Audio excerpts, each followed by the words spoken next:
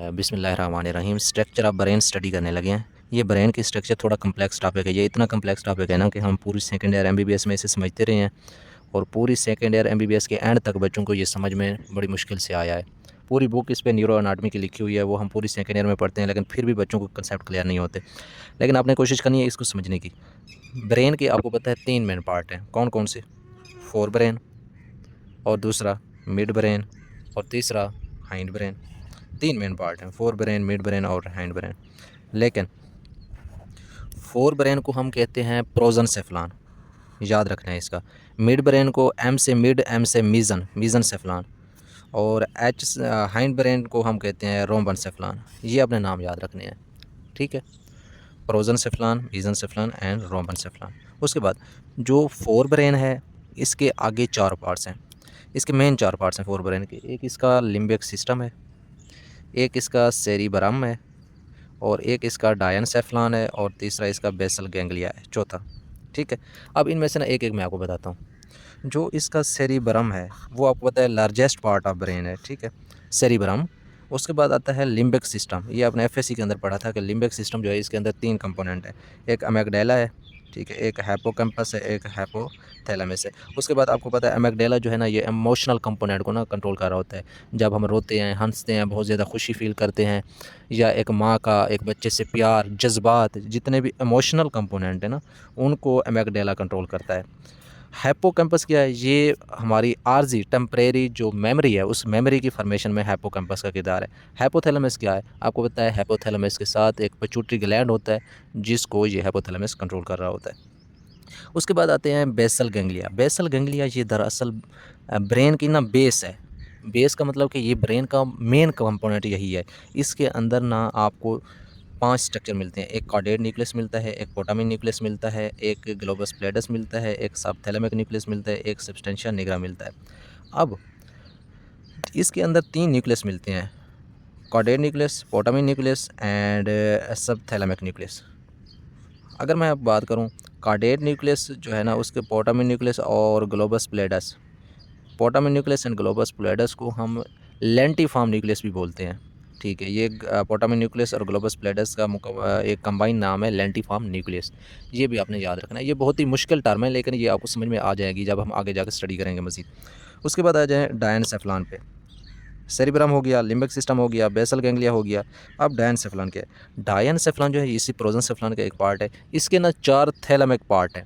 एक थैलेमस है, एक हाइपोथैलेमस है, एक सबथैलेमस है, एक एपिथैलेमस है। यानी दरमियान में थैलेमस है, थैलेमस के जो ऊपर है उसको हम एपिथैलेमस बोल रहे हैं, जो नीचे है वो हाइपोथैलेमस है, ठीक है। और जो इसके बिल्कुल नीचे है वो सबथैलेमिक है, ठीक है। और ख़ुद ये थैलेमस है। थैलेमस, एपिथैलेमस, हाइपोथैलेमस एंड सबथैलेमिक, ठीक है। इस तरह के ना थैलेमस के 4 पार्ट हैं, ये मुख्तलिफ अपना फंक्शन अदा करते हैं, वो आगे जाके मैं आपको बताऊँगा, ठीक है। उसके बाद अगर हम देखें मिड ब्रेन, तो मिड ब्रेन के 4 मेन कंपोनेंट हैं। मिड ब्रेन के अंदर एक रेड न्यूक्लियस है, एक सब्सटेंशिया निग्रा है, एक सुपीरियर कोलिकुलस है, एक इन्फीरियर कोलिकुलस है। ये 4 मेन कंपोनेंट मिड ब्रेन के हैं, ठीक है। उसके बाद बस यही 4 कंपोनेंट हैं। उसके बाद आता है हाइंड ब्रेन। हाइंड ब्रेन को अगर हम देखें तो हाइंड ब्रेन को आपको नज़र आएँगे इसके 3 component, medulla oblongata, pons and cerebellum. ये सेरिबेलम है, वो सेरिब्रम था, ठीक है। ये आपको ब्रेन के मैंने मुख्तलिफ पार्ट्स बता दिए। अब हम देखेंगे इनको स्टेप बाय स्टेप उधर डायग्राम में। ब्रेन के मेन पार्ट्स मैंने आपको बता दिए हैं। आपको ब्रेन के सारे पार्ट्स जो मैंने आपको बताए हैं उनके नेम आने चाहिए, उनकी लोकेशन का पता हो कि ब्रेन के कौन सी जगह पे ये पार्ट वाक़ई है, और उनका फंक्शन क्या है। ये 3 चीज़ें बताऊँ, नेम, लोकेशन एंड फंक्शन। बस इससे ज़्यादा याद करने की ज़रूरत नहीं है, और ब्रेन के मैंने सारे पार्ट्स आपको बता दिए, एक पार्ट भी स्किप नहीं किया। लेकिन अब हम ना स्टेप बाय स्टेप एक-एक को डिस्कस करते हैं थोड़ा तफ़सील से। हालाँकि तफ़सील से पढ़ने की ज़रूरत नहीं है, लेकिन फिर भी जो मेन चीज़ें हैं वो मैं आपको बता देता हूँ। लेकिन जो चीज़ें मैं आपको पढ़ाऊँ सिर्फ़ आपने वही याद करनी है, बाकी सारा स्किप कर देना है। सबसे पहले आता है सेरिब्रम क्या है? सेरिब्रम जो है ये ब्रेन का लार्जेस्ट पार्ट है, सबसे बड़ा पार्ट यही है, ठीक है। अगर इसको हम स्टडी करें तो इसके 2 हिस्से होते हैं, एक राइट, एक लेफ़्ट, ठीक है। एक लेफ़्ट को हम लेफ़्ट सेरिब्रल हेमिस्फीयर कहते हैं, राइट को राइट सेरिब्रल हेमिस्फीयर कहते हैं। यानी इसके 2 सेरिब्रल हेमिस्फीयर्स हैं, right and left cerebral hemisphere.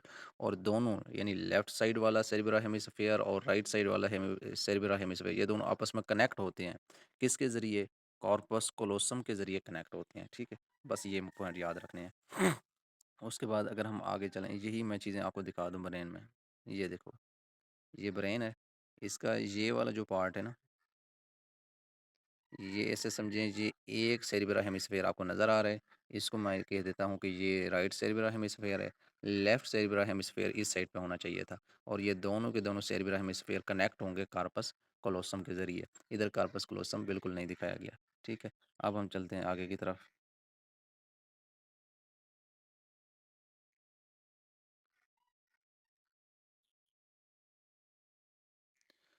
आगे बताया गया है कि इसके ना गायरी होते हैं और सल्कस होते हैं। ये पॉइंट आपने थोड़ा सा देख लेना है, गायरस एंड सल्कस।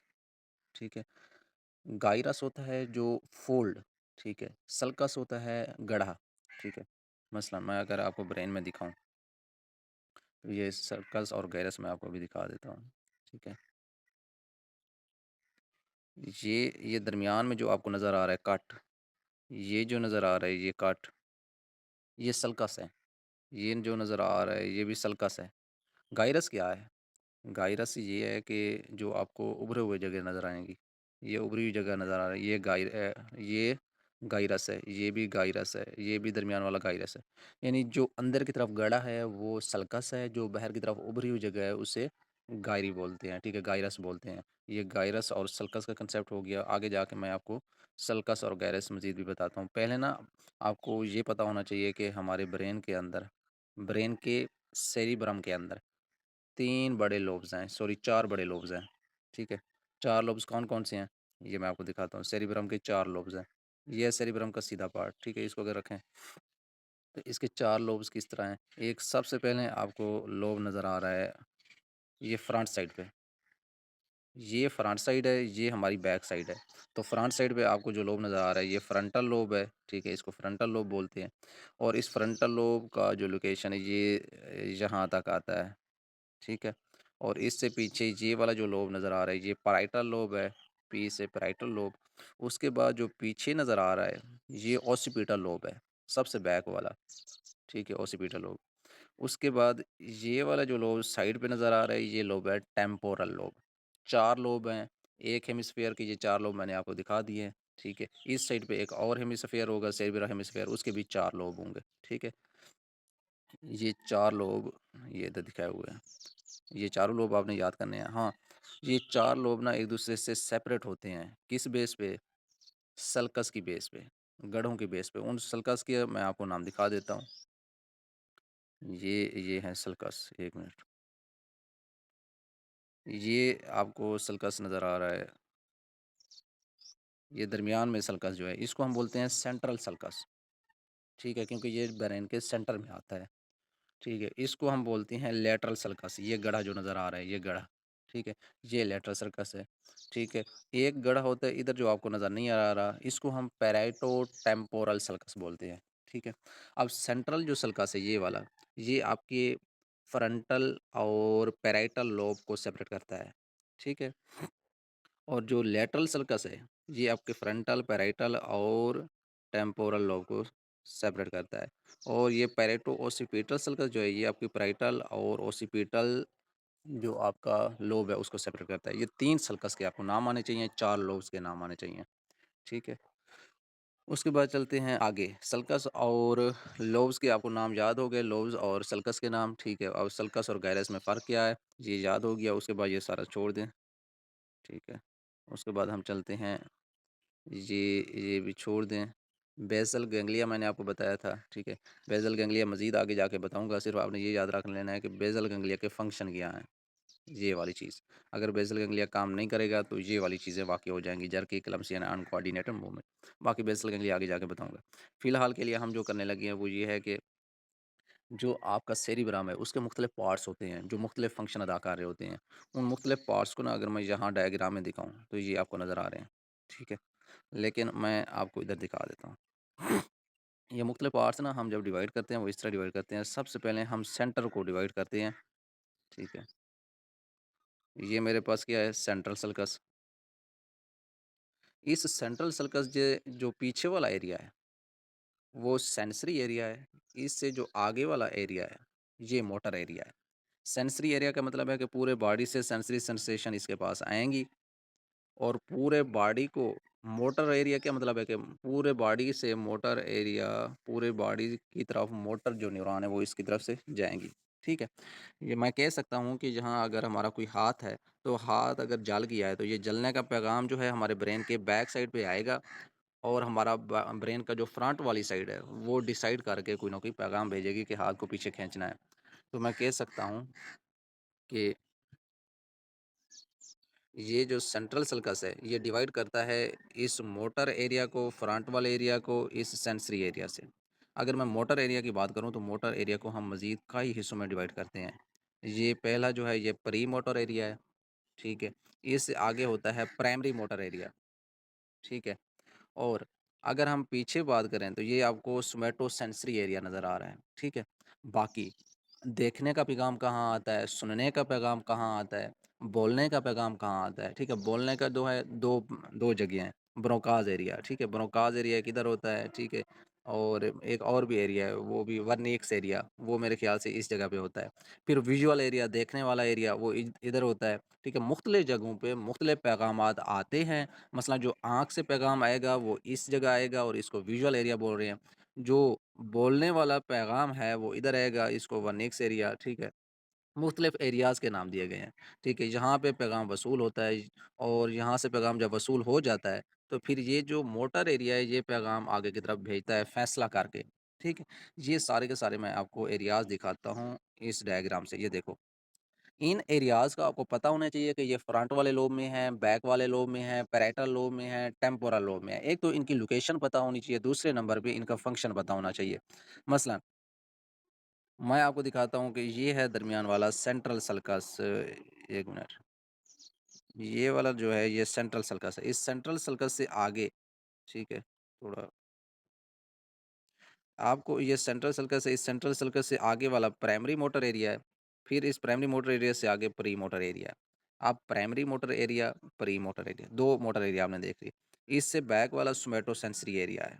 ठीक है, अब देखो, ये है फ्रंट वाली साइड, ये है बैक वाली साइड। फ्रंट वाली साइड जो है ये मोटर एरिया है, बैक वाली साइड जो है वो सेंसरी एरिया है। ठीक है, अब मैं ना सिर्फ एरियाज़ को आपको बताऊँगा।